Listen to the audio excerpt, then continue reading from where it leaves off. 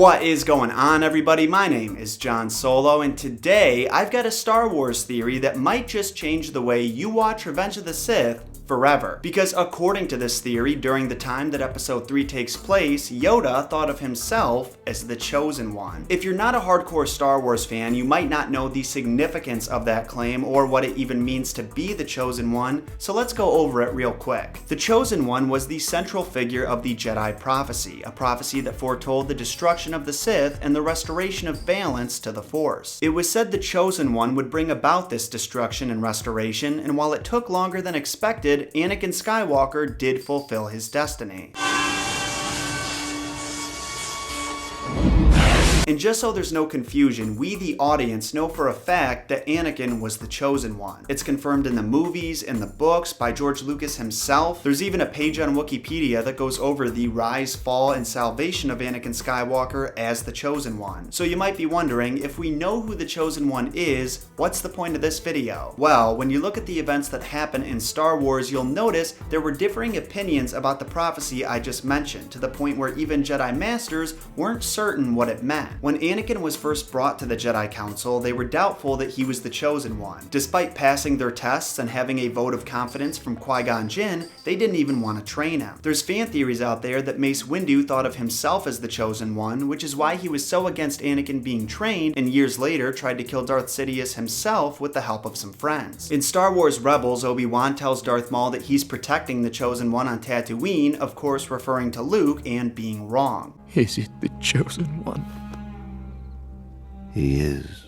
The point I'm trying to make with these examples is Star Wars characters don't have access to the same information we do. As a result, when trying to decipher prophecies, mistakes can be made, and there's reason to believe that Yoda did just that. Is he not to destroy the Sith and bring balance to the Force? So the prophecy says. A prophecy that misread could have been.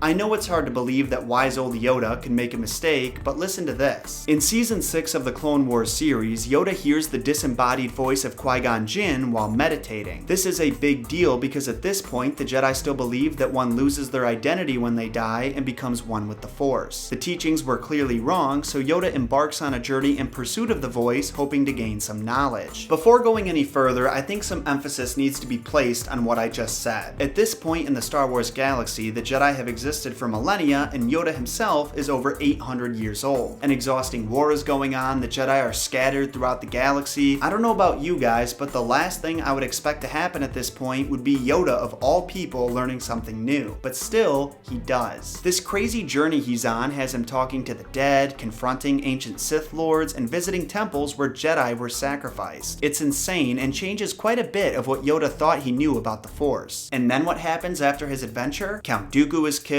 Grievous is killed, the Separatist leaders are seen as fugitives, the Clone War is visibly winding down. The final thing that needs to happen is the destruction of the Sith, and who better to do this than the 800-year-old Jedi Master who just went on an insane Force journey that ended with him defeating Darth Sidious in a vision. Am I right? You see the pieces coming together? This theory also helps explain why in episode 3 Yoda is this energetic, commanding force that he's very much not in the original trilogy. It's almost like when Order 66 is initiated, he takes it as a sign that it's time to fulfill his destiny. He's cutting through clone troopers left and right, helps get Bail Organa to safety, orders the assassination of Darth Vader. He's on a mission to destroy the Sith. Destroy the Sith.